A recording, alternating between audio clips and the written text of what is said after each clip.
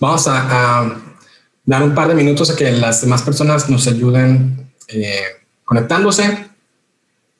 Nuestros hermanos amigos del AIER ya están comenzando a grabar la presentación que después de que terminemos estaremos compartiendo en nuestro nuevo canal de YouTube y compartiendo la grabación para que la puedan facilitar a más personas, para que más personas puedan conocer no solamente sino las grabaciones de otros eventos del capítulo Mexicali de la Sociedad Bastiat, este programa del American Institute for Economic Research al que pertenecemos, y en un momento más iniciamos formalmente con las presentaciones y los invitados de lujo que les prometí y que nos van a ayudar a compartir experiencias de otras partes de México y de fuera de nuestro país. Tenemos invitados del capítulo de Venezuela, está ya también nuestro hermano Eneas Viglione del capítulo Argentina, Oscar Rivas de Culiacán, y por supuesto es nuestro capítulo más nuevo en México. Recién tuvo su primer evento hace 2 semanas, así que bienvenido Oscar Rivas, director del capítulo Culiacán de la Bastiat Society en México. Y bueno, yo creo que vamos comenzando. Alfonso, un fuerte abrazo, gracias por conectarte e invitar a tus compañeros amigos. Entonces, hoy voy a utilizar una presentación que me servirá a mí como background, como contexto, pero no la voy a estar proyectando. La idea no es hacer una clase, esta es una adaptación aplicada a la política y la economía, principalmente de México, pero también con ramificaciones y con impacto de lo que vemos en otros países, de lo que llamamos este fantasma del neoliberalismo, que lo vamos a tratar como mito o múltiples mitos, porque si bien en algún sentido estricto, histórica y académicamente sí ha existido, no ha significado una sola cosa y se ha usado en diferentes épocas, en diferentes momentos o en diferentes formas para significar diferentes cosas. Entonces, como ha significado tantas cosas a lo largo de las últimas 10 décadas, al final de cuentas no significa nada. No tiene una estructura, no tiene una cohesión, no es una escuela de pensamiento, se convirtió más en un ataque y se convirtió más en un fantasma para culpar siempre al otro de los problemas de los países que tenemos internamente. Entonces, ya hablé mucho, ahora sí, digamos que formalmente damos iniciada la plática del mito del neoliberalismo de la Sociedad Bastiat, capítulo Mexicali. Solamente les comento un poco sobre nuestro programa. El programa de la Sociedad Bastiat es un esfuerzo por construir redes globales de empresarios y profesionales a lo largo del planeta, que lo que hacemos es, además de que nosotros individualmente, los directores o los participantes, digamos, tratamos temas de forma académica, algunos somos investigadores, algunos somos profesionales de las finanzas, de la economía, de la consultoría política. Hacemos esto para hacer un puente entre el mundo académico y el mundo investigativo, que es más en el orden de las ideas, hacer este puente con el mundo profesional, comercial, mercantil, que son los empresarios y los emprendedores. Entonces, nuestra idea es presentar tendencias, ideas que nos afecten en la vida a todos de una forma u otra, las estudiemos o no las estudiemos, ¿sí? Esto va más allá de las aulas, esto es de la aplicación diaria de nuestras vidas para nuestras familias, nuestros trabajos, los empleos. Entonces, el programa es creado por y para empresarios, emprendedores, y doy la bienvenida a los compañeros ya conectados, Luis López, codirector del capítulo Bastiat Venezuela, Oscar Rivas, director del capítulo Culiacán, el más nuevo en México, y también nos estará acompañando Eneas Viglione, director del también recién creado capítulo de Argentina. Él está basado en la ciudad de Rosario, Argentina. Entonces, vamos a hablar de qué es un mito, muy brevemente, y por qué es un mito a lo que se llama comúnmente neoliberalismo. Entonces, antes de yo entrar con la plática de fondo, si Luis López nos quieres compartir unos minutos, un par de minutos, una reflexión, enseñanza y experiencia de la realidad venezolana, y que bueno, que nos puedes compartir a nosotros los hermanos del extremo norte, ¿no? ¿Qué nos puedes enseñar? Adelante, Luis López, por favor. Bueno, muchísimas gracias por la invitación, Rodrigo, y un gran saludo para todos los amigos que están allí conectados en estos momentos para dilucidar qué es ese término neoliberalismo, si es un mito, si es una realidad, si es una escuela estructurada de pensamiento, como estabas refiriendo. Fíjense, acá el tema del neoliberalismo sirvió como la excusa perfecta para el fallecido presidente Hugo Rafael Chávez, ¿ok? Para hablar mal de todo lo que había sucedido en Venezuela a nivel político y económico, para tratar de fijar un antes y un después.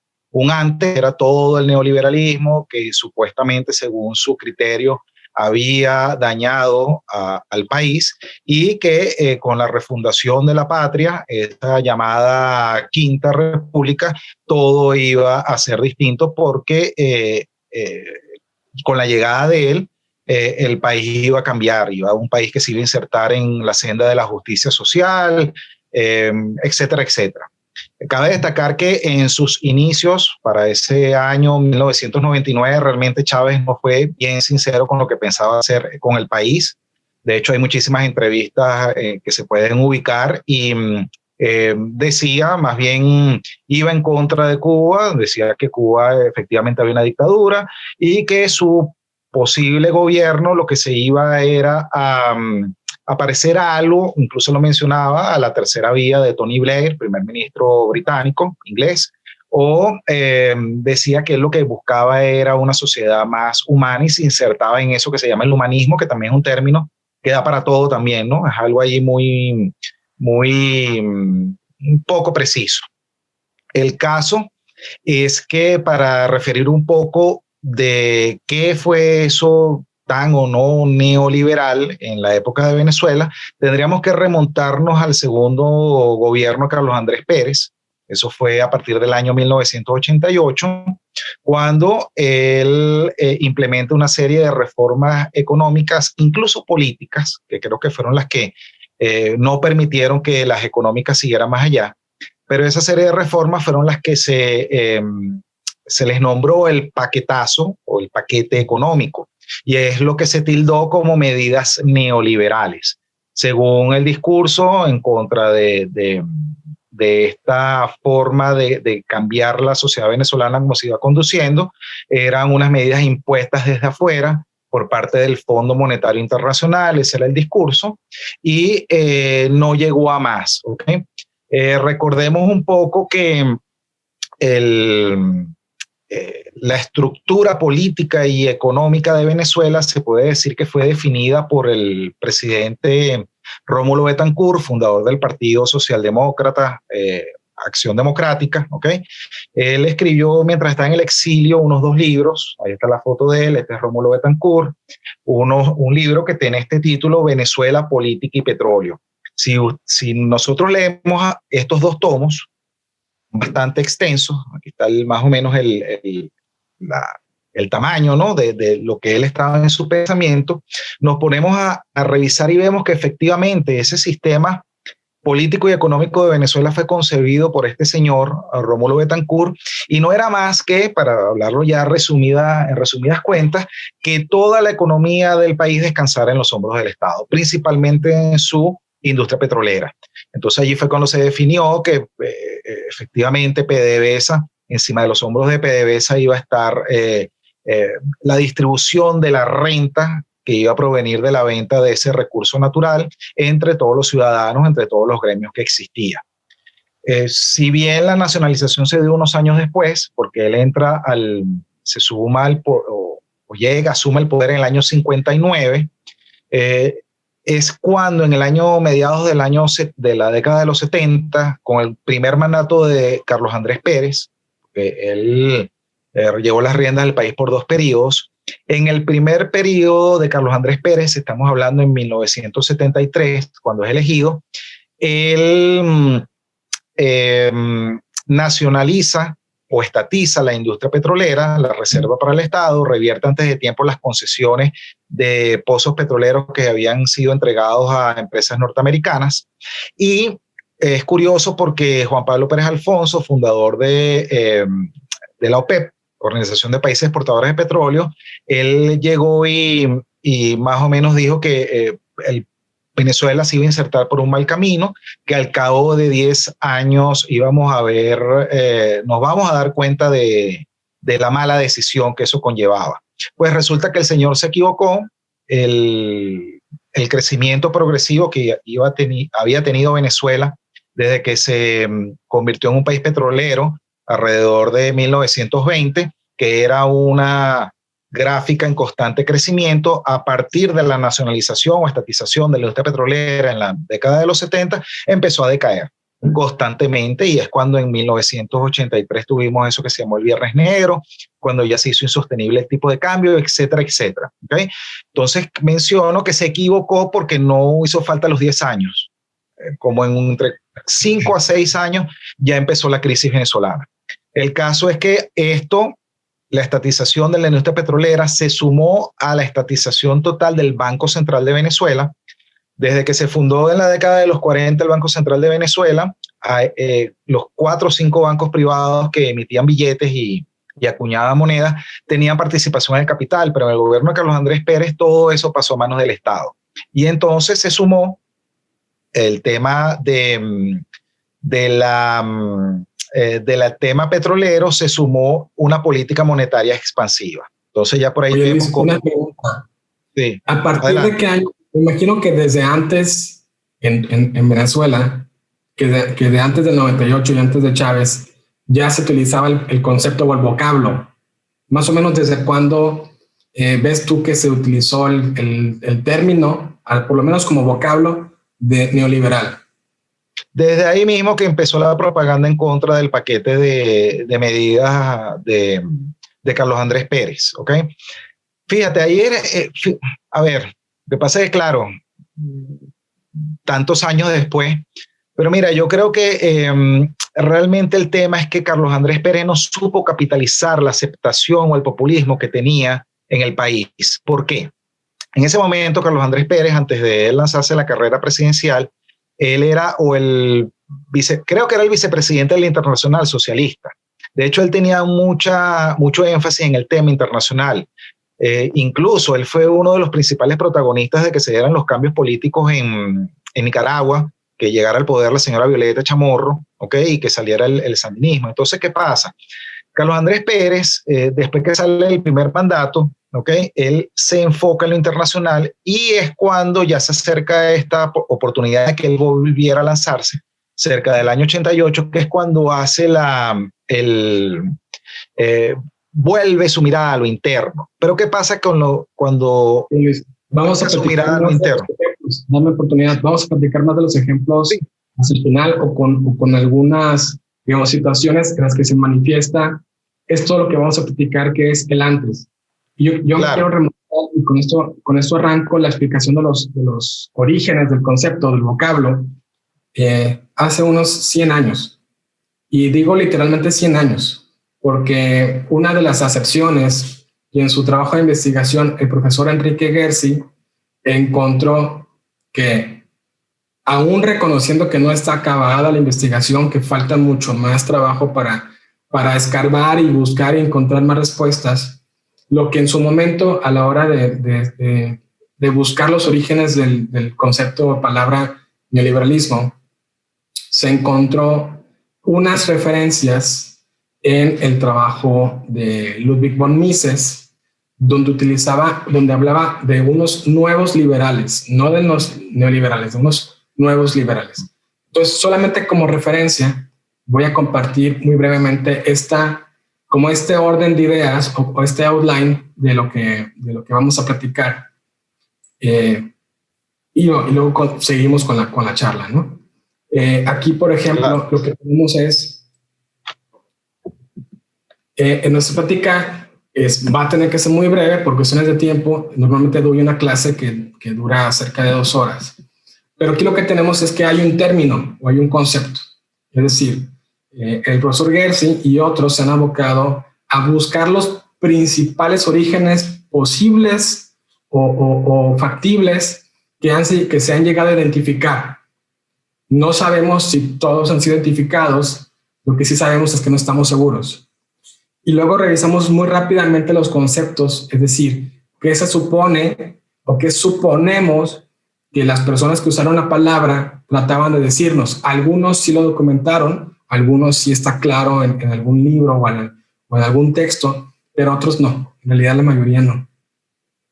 Y la bronca es que eso nos lleva a una trampa retórica, porque si bien a principios del siglo XX, durante la primera parte de los 1900, se llegó a utilizar o proponer el uso de la palabra neoliberal, sin adoptarse y sin ser de adopción y uso universal.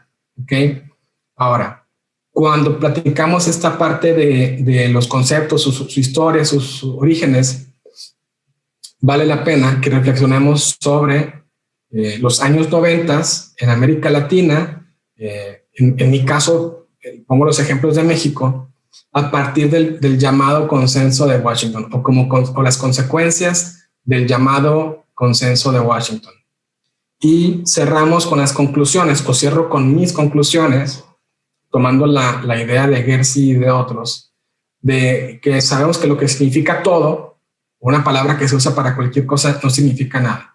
Es decir, que una de las cuestiones, una de las condiciones para que los humanos usemos el lenguaje y el lenguaje sirva de algo que nos ayude a comunicarnos, es que las palabras tengan un significado reconocido por 2 o más personas, aceptado por 2 o más personas, para que se comuniquen entre sí. Que cuando diga esa palabra, a los dos a la cabeza nos viene algo una idea similar, que por lo menos tenemos cierta significado compartido. Es decir, el lenguaje tiene que ser intersubjetivo.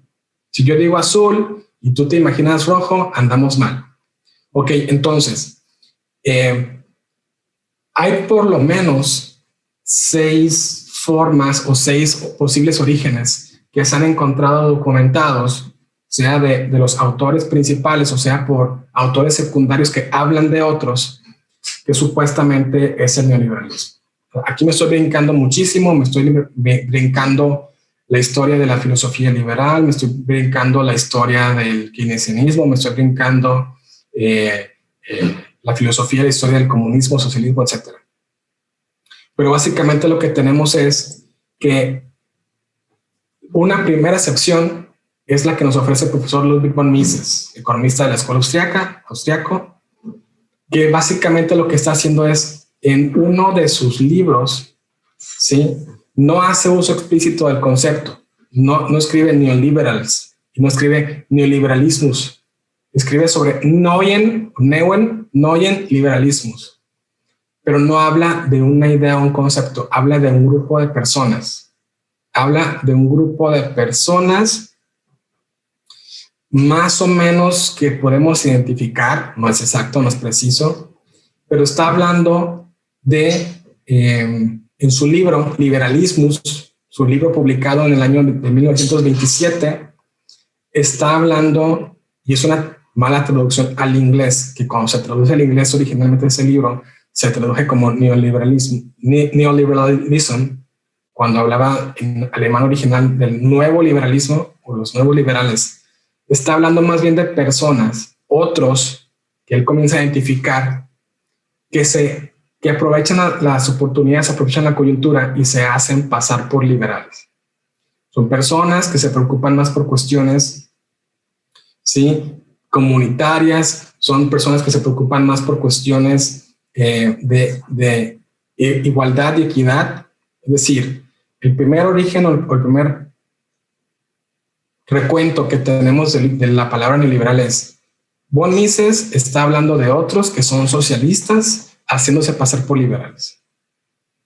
Es decir, si tomáramos como cierto que es el primer uso que se le da a la palabra, los primeros neoliberales en realidad eran socialistas o progresistas disfrazados de liberales. No eran liberales. No eran los de mi grupo, no éramos nosotros, son ellos que se están haciendo pasar por eso. Es decir, aquí tenemos una bronca muy fuerte. No es una definición de una idea, no es una definición de una serie de conceptos o premisas o creencias, es una referencia a otros como denuncia o como algo que semeja una advertencia. ¿Sí? En otro de sus libros, que es de un poquito antes, del año de 1922, en su libro Socialismo, el mismo profesor Ludwig von Mises también hace una referencia a un nuevo liberalismo y a un viejo liberalismo. Pero aquí ya no está hablando exactamente de grupos de personas, o no está hablando de las personas mismas, está hablando de ciertas ideas muy estrechamente, más estrictamente en el mundo de la teoría económica. Por ejemplo, cuando Adam Smith y David Ricardo escriben sus libros, por ejemplo, Smith cuando publica La riqueza de las naciones, todavía adoptaba una teoría del valor de las cosas que se basaba en el trabajo que llevaba y en el costo que llevaba a fabricar un clavo, un martillo o una carroza. No adoptaba todavía lo que llamamos ahora la teoría subjetiva del valor. No había sucedido la que llamamos la revolución marginalista, es decir, que el clavo no vale en la tienda lo que cuesta porque los costos determinan su precio de venta. No son los costos sumados a la ganancia y el precio de venta, sino que es el precio final que va a estar para el consumidor. Es subjetivo y depende del consumidor que va a estar dispuesto o indispuesto a comprarlo. El costo del clavo o el costo del martillo o el costo del carro puede ser una fracción de lo que fue el precio de venta final.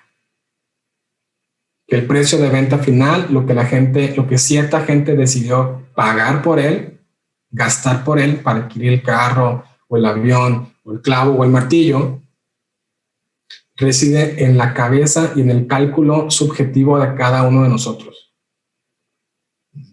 Cientos de millones de personas deciden no comprarse un Maserati o un avión, ¿sí? Boeing, por decir algo, pero hay algunas pocas personas que sí deciden comprarlo.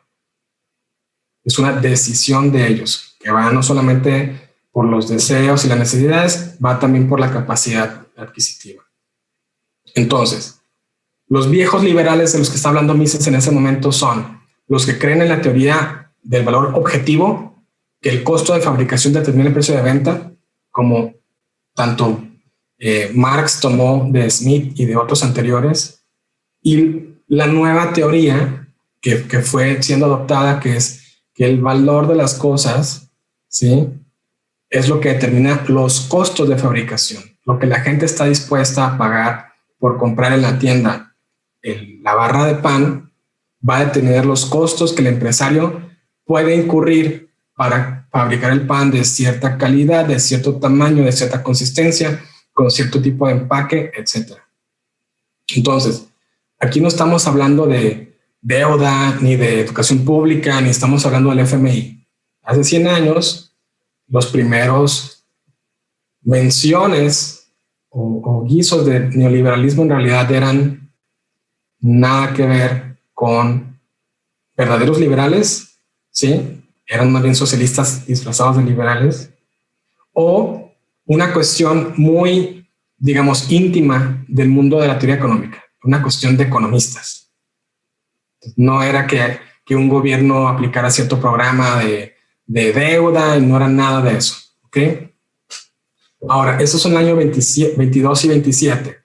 ¿Qué pasa después? Bueno, es que después ya comenzamos a ver los efectos destructivos de largo plazo de la Primera Guerra Mundial, pero tenemos un mayor problema.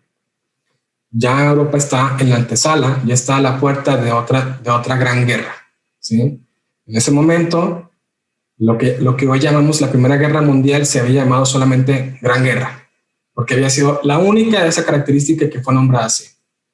Pero ya a puertas de la Segunda Guerra Mundial, con el auge del fascismo de Mussolini y del nacionalsocialismo de Hitler en Alemania, vemos que hay gente preocupada por tratar de defender la libertad y ciertos derechos y la legalidad en países como Alemania, Italia, Inglaterra y otros.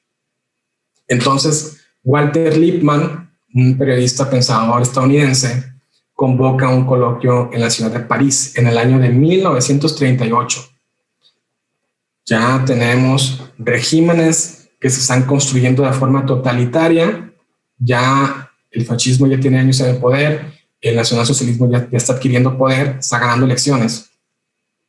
Y preocupados, lo que tratan es juntar a diferentes corrientes de pensamiento liberal de diferentes partes del mundo, principalmente del mundo occidental, las Américas, sobre todo América del Norte, y de Europa occidental. Y aquí pasa algo muy interesante, porque en realidad tú estás juntando a personas que piensan muy diferente, que pertenecen a diferentes escuelas de pensamiento, no solamente a diferentes escuelas económicas, sino que dentro del liberalismo en general, diferentes ideas políticas, diferentes ideas legales, diferentes ideas económicas, culturales, religiosas.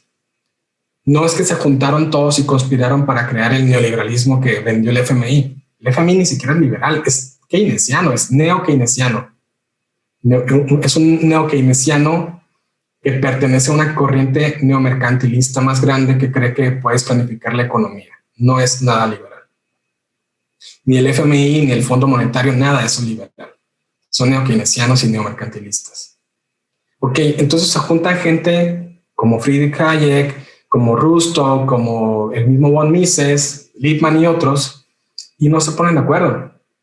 Imagínense un chiste que se convierte más en una tragedia, un chiste de un argentino, un alemán y entra en un bar. Bueno, eso es peor, porque eran más personas de más países con ideas muy disímiles, aunque dentro de la gran familia liberal, que no se pusieron de acuerdo prácticamente en nada, que discutieron, que hubo enfrentamiento, que hubo roce, y solamente se pudieron poner de acuerdo en algo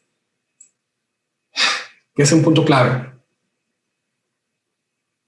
Diríamos que mediocremente se pusieron de acuerdo solamente en 4 cosas, y el supuesto neoliberalismo sería eso a partir de ahí, pero no fue adoptado y no fue apreciado por todos los participantes. Lo mínimo que se pudieron poner de acuerdo, ¿sí?, según los reportes, es en 4 puntos. Esos 4 puntos, la verdad, son muy limitados y son una base muy endeble como para construir un sistema, ni para construir, no alcanza ni para construir una escuela de pensamiento. 1, reconocían, estaban de acuerdo en el sistema de precios libres, ¿sí? Una cuestión económica, una cuestión liberal aplicada al mundo de las ciencias económicas. Es decir, reconocían que debía existir un mecanismo de precios libres donde un gobierno no intervenía para decir precios máximos, precios mínimos, cuánto cuesta el kilo de tortilla, como pasa hoy en México. ¿Sí? En México no tenemos precios libres para todos los productos y todos los servicios. ¿Quién determina el precio de venta del litro de gasolina? Pues ¿quién cree? ¿Sí? Hasta hace muy poco tiempo. El segundo punto, después del mecanismo de precios libres, es que el Estado de Derecho debe ser la tarea principal del gobierno. Nada más. No dice qué tareas sí deben ser del gobierno, no dice qué tareas no deben ser del gobierno, si educación, si sanidad, no dice nada. Ok, no nos ponemos de acuerdo en nada, estamos haciendo una pelea muy mediocre, lo único que podemos considerar es que la tarea principal, más no única, de un gobierno debe ser la preservación y la aplicación del Estado de Derecho. Número 3, el reconocimiento de que para el objetivo principal, un gobierno, además de vigilar el Estado de Derecho, ¿sí? Que en realidad se llama imperio de la ley. El rule of law está mal traducido en español, no es Estado de Derecho, es imperio de la ley, el rule of law. Tercero, que además de la vigilancia de este rule of law, se podrían sumar otros, pero que no era ni necesario ni estrictamente obligatorio, que era posible, que era admisible, sin decir cuáles.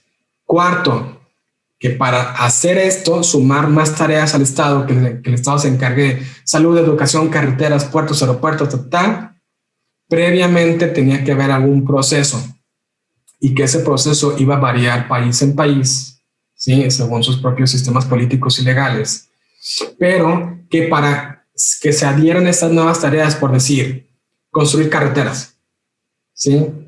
Ese proceso de decisión de que un grupo de personas dentro de un país se pusieran de acuerdo, tenía que seguir un proceso transparente y consentido entre los participantes y gobernados. Ni siquiera decía cómo, ni siquiera decía que era en mano alzada, no decía que era por encuesta patito, no decía que era por votación universal, no decía cómo.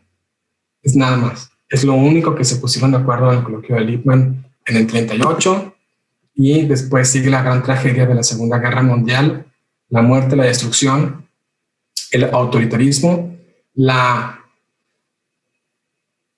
gran tragedia del siglo XX autoritaria antiliberal. Ok, entonces, una cuarta acepción que encuentra Gersey está más del lado de la Alemania posguerra, ¿sí? Dentro del grupo de perdedores, afortunadamente, Alemania se tiene que reconstruir y necesita recuperar las libertades, necesita recuperar los mercados, la función empresarial, la participación. Entonces, una cuarta acepción es que algunos pensadores liberales de origen alemán implementaron un programa que fueron llamando, ¿sí? Algunos fueron llamando neoliberalismo.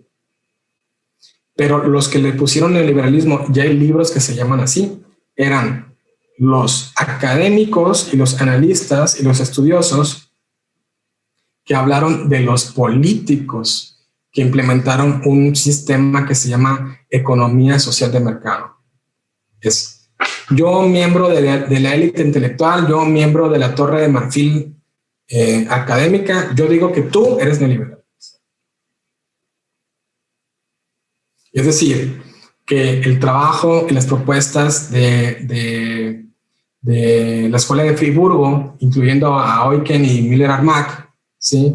Y a la Escuela de Múnich, ¿sí? Incluyendo a Ludwig Erhard, Kruse, entre otros, ¿sí? Ellos mismos no se llamaron neoliberales. Ellos propusieron e implementaron reformas en una nueva república llamándola economía social de mercado, no neoliberalismo, que era mucho más libre que la economía de Hitler, pero no era completamente libre. Todavía había mucha participación del Estado y había muchas leyes que regulaban la actividad económica, social, democrática, etc. ¿Sí?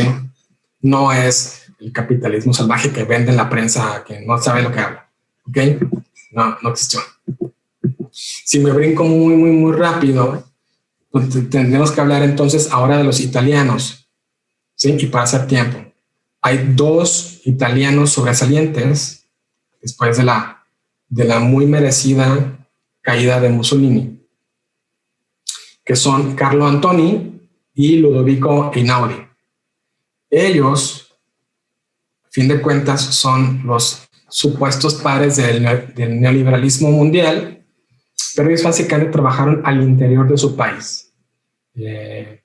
La escuela italiana, que llamamos de liberales después de la Segunda Guerra Mundial, de la posguerra, lo que hace es reaccionar ante la destrucción del autoritarismo para irle devolviendo libertad y comercio y reconstrucción a la Italia afectada por la guerra, la Italia perdedora. Es decir, después de la trágica experiencia que les tocó vivir, ¿qué vamos a hacer? ¿Cómo reconstruimos? ¿Cómo abatimos el hambre? ¿Cómo abatimos la miseria, el frío, la inseguridad? Entonces, lo que ellos hicieron a la hora de desmarcarse de una tradición que era muy anticlerical y hasta cierta medida antirreligiosa en el liberalismo de una época previa en Europa. Estos cuates italianos, Antoni y Einaudi, lo que hicieron fue esforzarse por despojarle esa cuestión anticlerical, antirreligiosa, al liberalismo previo. Entonces ellos se comenzaron a llamar, nosotros somos unos nuevos liberales, que no estamos en contra de la iglesia. Como una forma de marketing político y como una forma de poder participar, ganar la confianza, ganar votos, ganar poder. En la reconstrucción de Italia se fueron llamando o se fueron designando como nuevos liberales, como neoliberales. No era un programa específico, era básicamente mayor libertad económica después del fascismo de Mussolini. Es decir, Mussolini, hijo de comunistas, ¿sí? Mussolini se convirtió en un socialdemócrata, participó, imprimió y dirigió una revista socialdemócrata, socialista, pero con bonito nombre, o sea, socialismo cool, con brillitos y colorcitos, pero en realidad lo que implantó fue una forma de comunismo, ¿sí? Con cuestiones más identitarias y con cuestiones incluso raciales. El fascismo tenía que ser disuelto, tenía que ser degradado y superado. Entonces, lo que necesitaban estas personas era menos división, incluso menos división con la iglesia, principalmente la iglesia católica, obviamente en Italia, para que fueran menos agresivo el choque y el cambio, y por eso se fueron llamando neoliberales. Entonces, hasta aquí, el supuesto neoliberalismo ya significa muchas cosas diferentes para diferentes personas, con algunas décadas de diferencia. Pero aquí no acaba todo, van a venir más definiciones y va a venir una en la que voy a tratar de dedicarle solamente 5 minutos para ir terminando. Hasta aquí ya hablamos de 5 conceptos, que es el liberalismo, después de la teoría subjetiva del valor, que es el precio que la gente paga, lo que determina los costos que van a incurrir los productores de algo, los fabricantes, los empresarios, que son aquellos socialistas que se hacen pasar por liberales, pero que no son liberales. Aquellos, digamos, refundadores de la República Alemana después del nazismo y los refundadores de Italia, de la República Italiana después del fascismo. ¿Ok? Y esos últimos, como les decía, como una estrategia de mercadeo político. Hay mucho más que decir, pero en mi opinión y lo que hemos visto, y donde se tuerce más la cosa, que sería una definición o un uso de esa época, de la primera parte del siglo XX, que en mi juicio es la peor, es la que produjo un alemán de nombre Alexander Rostow. Lo que hace Rostow es darse cuenta, él siendo socialista, se tuvo que dar cuenta que la película iba mal. Se tuvo que dar cuenta que la película estaba matando gente, que la película estaba creando hambrunas, miseria, guerra, autoritarismo, y lo que hace es proponer un sistema intermedio entre el comunismo duro, por ejemplo, Stalin, ¿sí? Los gulags, los kulaks, la muerte de los ucranianos en el Holodomor, los pogroms. Recuerden que el holocausto no sucedió solamente en Alemania nazi. Hubo su propio holocausto soviético comunista en la Federación Rusa, donde por razones políticas y religiosas se mataron y persiguieron a judíos en la Unión Soviética. De ahí los llamados pogroms. Ok. Se tuvo que dar cuenta, pero como él era un socialista, no estaba completamente de acuerdo con el liberalismo. Entonces propone la famosa tercera vía. Ahorita de tercera vía deberían decirle décima vía, porque se ha repetido el mismo cuento y el mismo fracaso siempre. Tercera vía la ha propuesto Keynes, la ha propuesto Rostow, la ha propuesto, sí. Castells es un cuate que se la copió y fusiló y reflitió otra vez. No es nada original, Siempre los socialistas tratan de disfrazar con bonitos colores y palabras y perfume al socialismo light, le tratan de poner tercera vía. Es mentira. Hayek y Mises también escribieron sobre eso. Que cualquier solución intermedia entre el comunismo y el liberalismo es inestable y decae y se degrada, ¿sí? Se corrompe hacia el socialismo. Entonces, esta famosa tercera vía de Rostow tiene gobiernos grandes y fuertes, como les gustan los socialistas. Tiene economías altamente reguladas y altamente controladas, como le encanta a los estatistas autoritarios. ¿Sí? No hay laissez-faire, no hay libre mercado, no hay libre competencia, no hay libre entrada y salida de competidores, no hay sistemas de precio libres. La tercera vía es más un socialismo en las primeras etapas, es como fase 1, pero no es en ninguna forma liberalismo. Esto es muy importante, porque si nos brincamos a las últimas 4 décadas, si nos brincamos al consenso de Washington, en realidad lo que vemos es el mismo socialismo light de Rostow, ¿sí? aplicado o mal llamado neoliberalismo. Es decir, si nos vamos a la realidad, a la evidencia empírica, a la evidencia histórica documentada que podemos ver, como ya nos platicó Luis del capítulo de Venezuela, neoliberales fueron en México Salinas y Zedillo, ¿sí? Incluso Miguel de la Madrid. Y en Venezuela fue Carlos Andrés Pérez. Y en Perú fue Fujimori. Y Enrique Cardoso en Brasil. Y Saúl Menem en Argentina. Entonces, cuando comenzamos a estudiar esto, vemos que el cuento no cuadra, ¿sí? Estas cuentas, esta contabilidad está mal. Despidan al contador. Porque es tratar a personas y programas y partidos políticos muy distintos entre sí, que hicieron cosas muy diferentes entre sí, y juntarlos todos y mágicamente llamarlos neoliberales. ¿Por qué? Porque eran el enemigo. Carlos Saúl Menem en Argentina, y Eneas lo va a saber mucho mejor que yo, pues es un miembro y fue presidente por el peronismo, pero el peronismo del Partido Justicialista, el partido fundado por Juan Domingo Perón. El liberal no tiene nada, de estatista tiene todo, ¿sí? Y implementó algunas libertades monetarias, algunas libertades económicas, ¿sí? Nada más. Pero Carlos Saúl Menem nunca fue un liberal. En el caso de México, como vimos década tras década, es que las únicas reformas que se podían hacer en México, en términos tanto políticos como económicos, ¿sí? Era cuando a fuerza de los golpes de las crisis, los gobiernos priistas tenían que abrir la economía un poco. Lo menos posible, el mínimo común denominador. ¿Sabe qué, jefe? O la moneda, el peso, otra vez valió mal. Ya no tenemos reservas para defender el tipo de cambio fijo. Y es más, ya hasta nos cansamos de imprimir monedas, billetes. La inflación hasta el tope. ¿Sí? La inflación galopante con riesgo de hiperinflación. Así fue como llegamos, por ejemplo, a la década perdida, los 80, a partir del 82, que estalla la moneda, que el tipo de cambio se comienza a disparar. Y la inflación altísima, ¿no? Desde los 70 y buena parte de los 80. Y a fuerza de otra crisis, ¿sí? Por ejemplo, la del 94, se tuvieron que hacer otras reformas.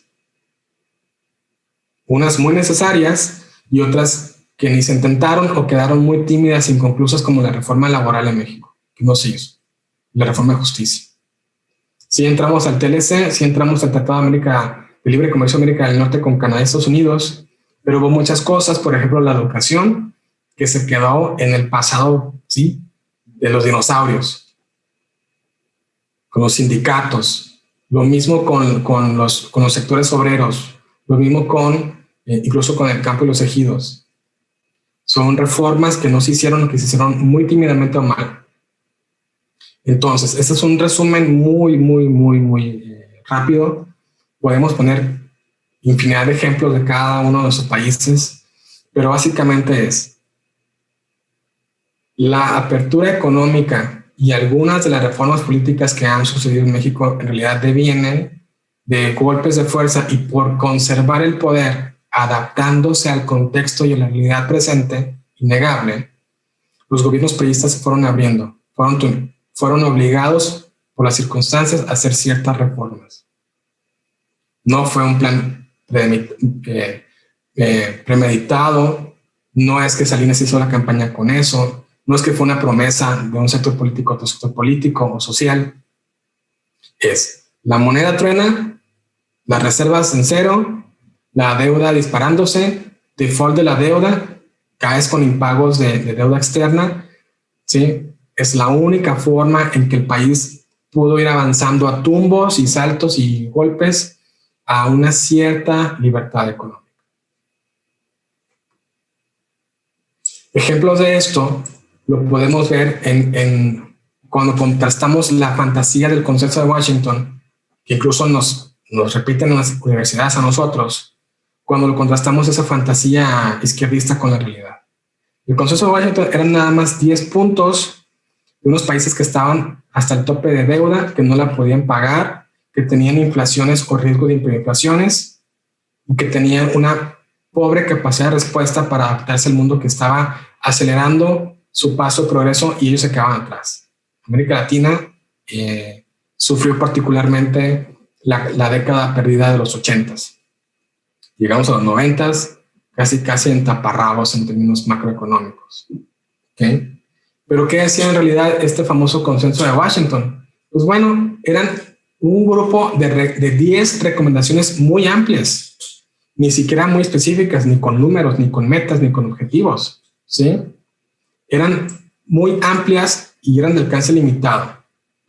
Una, que eso no debería pertenecer a ninguna ideología ni ningún sistema específico.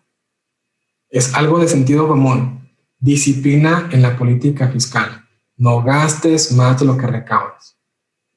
Una de las lecciones más duras para cualquier gobierno en cualquier país de América Latina. ¿Sí? Evitar el déficit para evitar la impresión de moneda y para evitar la inflación.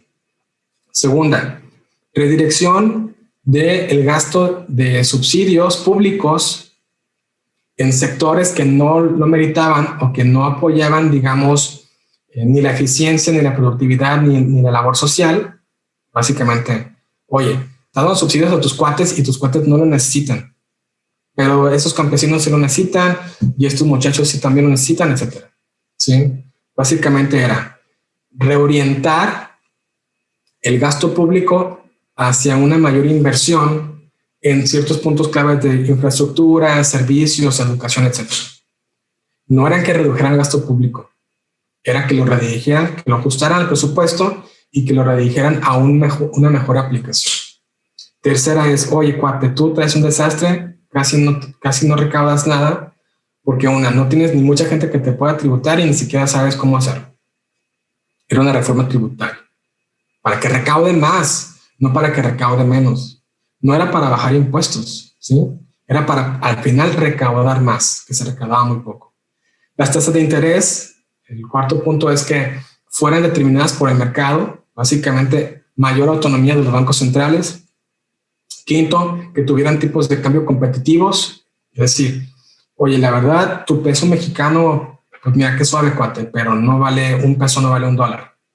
Ponle el precio de verdad. Si tu precio fue en un momento 3,500 pesos, está bueno, quítale, ¿no? Los 3 ceros. Pero tu tipo de cambio verdadero son 3,500 por cada dólar. No es 1 a 1, no es 5 a 1. O sea, ya, adiós con el sistema de tipo de cambio fijo. Libera el tipo de cambio que flota. La sexta recomendación o la sexta política del Consenso de Washington fue liberalización del comercio. ¿Cómo? De muchas formas, menos aranceles, menos cuotas, ¿sí?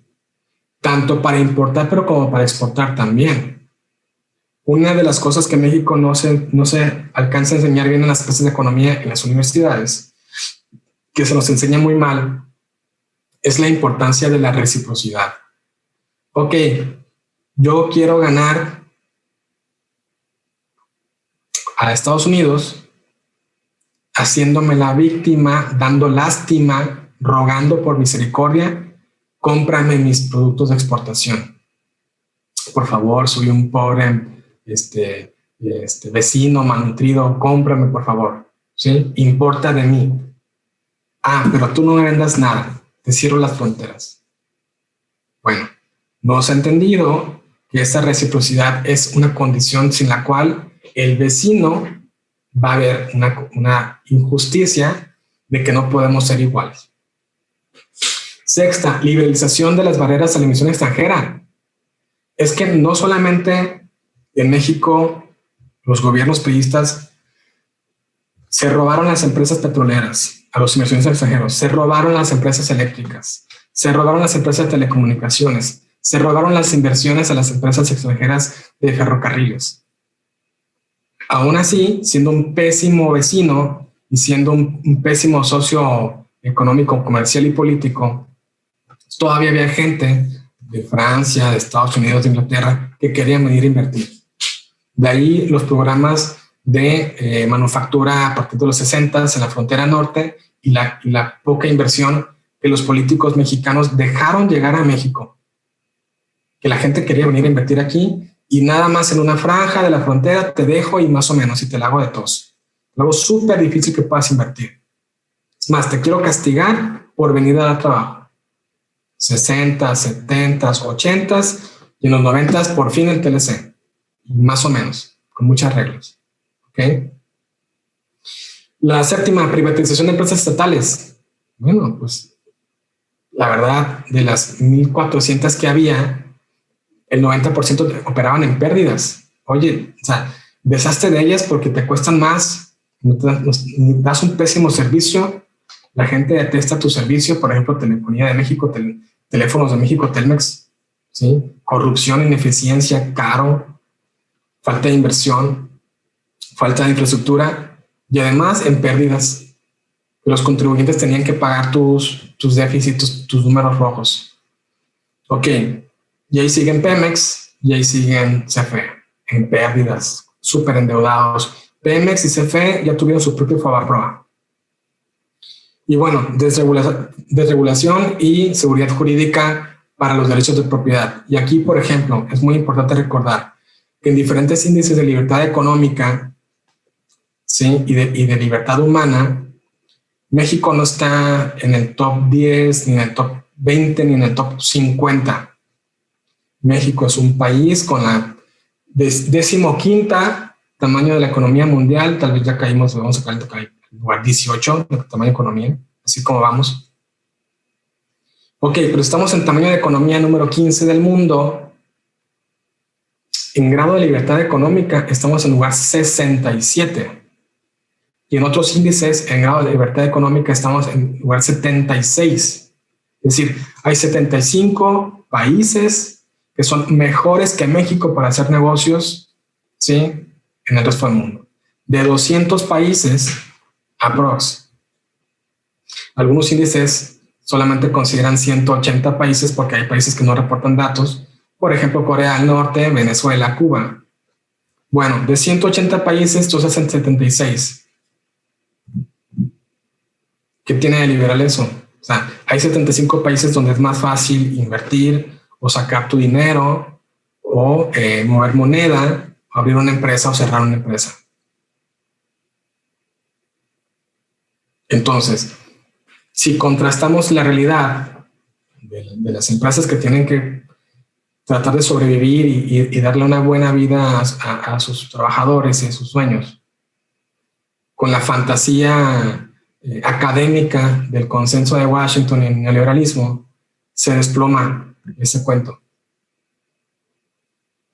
Es decir,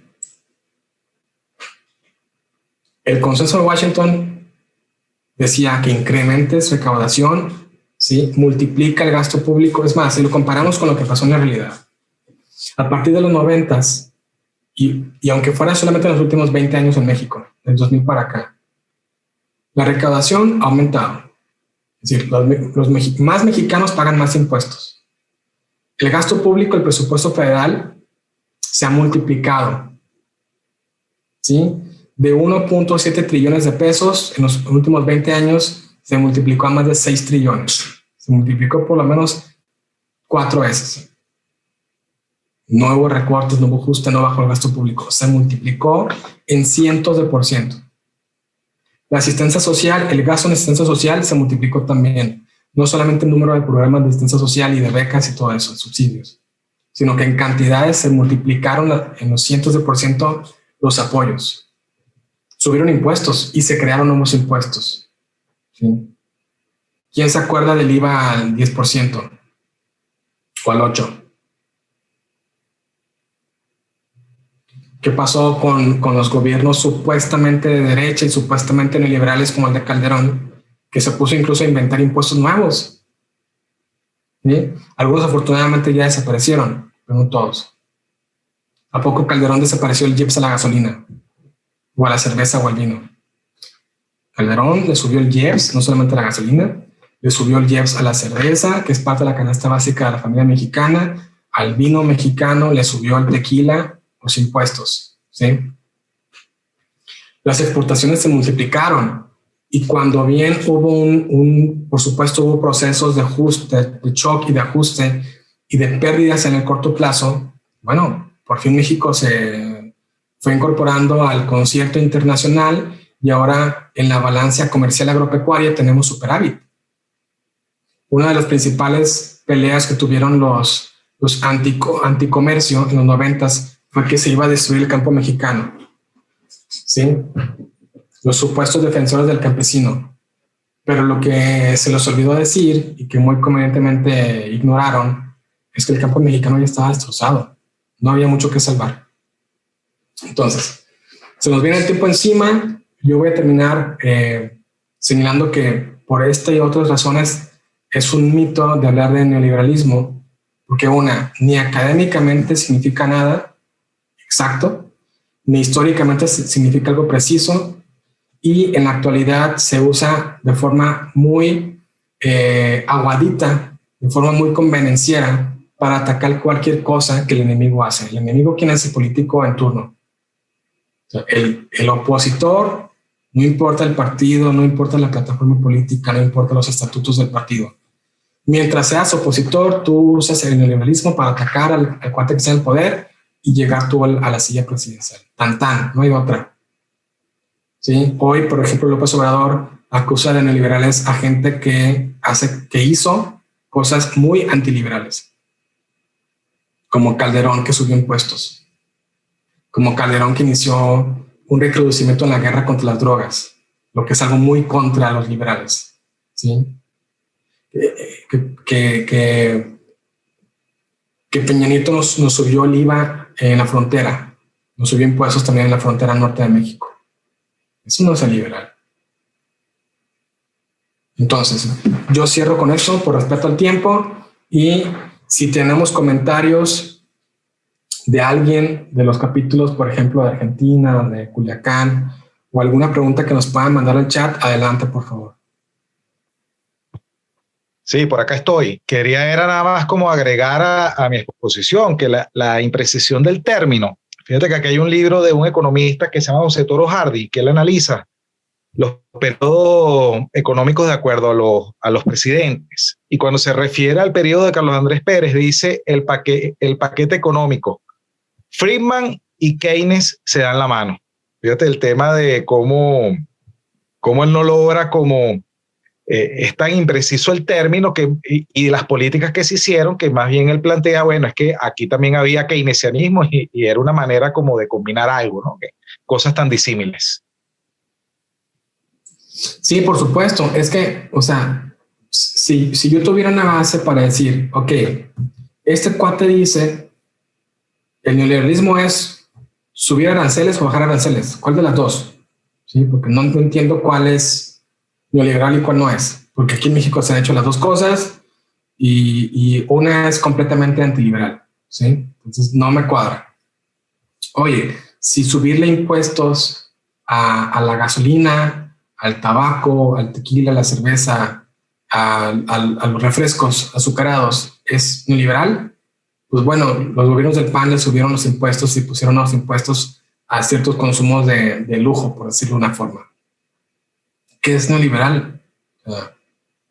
Rescataron a Pemex, repagaron una parte de su deuda y de CFE, tanto en la época del PRI de Zedillo y de Fox del PAN, repagaron gran parte de la deuda, o sea, socializaron la deuda de las empresas paraestatales, los pagamos los contribuyentes, se sumó la deuda pública mexicana.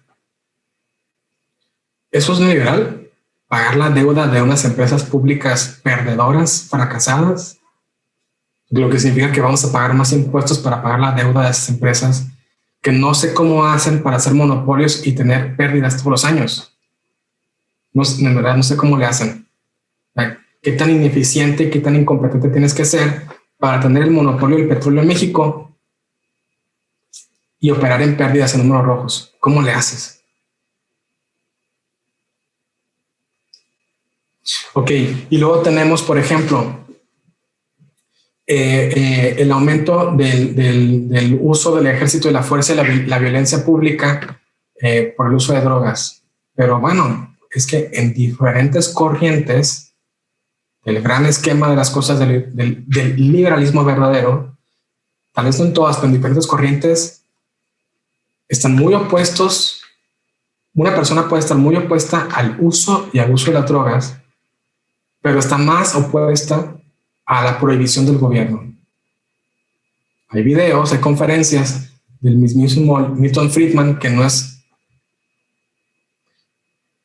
ni austriaco, ni anarcocapitalista, ni minarquista, es de la escuela de Chicago, neoclásico, economista neoclásico. Dice: yo estoy en desacuerdo que la gente use drogas, y es una tragedia que la gente viva enferma de dependencia o que muera, por ejemplo, por sobredosis. Pero la solución no es que un gobierno ponga una ley y la prohíba, y al mismo tiempo con esa ley genere los mercados negros y genere la violencia. ¿Sí? Nosotros tenemos la fortuna de que en la tradición austriaca, con los liberales austriacos, tenemos muy buenos trabajos que hablan de la economía de la prohibición y que analizan la guerra contra las drogas. Pues bueno, más gente se muere, por ejemplo, en redadas policíacas, que por sobredosis, que por el mismo uso de las sustancias, por peor enfermedad y por tan horrible enfermedad que puede ser, por ejemplo, una dependencia a las metanfetaminas. Ni siquiera lo quiero ver de cerca, no lo quiero en mi vida, pero no significa que yo quiera que la gente se esté muriendo en redadas o en emboscadas armadas por algo que se podría tratar en un hospital, por ejemplo. Es decir, hay muchas cuestiones del mundo real que no encuadran con el discurso de los políticos, que todo lo quieren resumir muy fácil, ¿no? Los conservadores, los neoliberales. A ver, no son lo mismo. Y no hay una política que me pueda decir claramente: esto es neoliberal.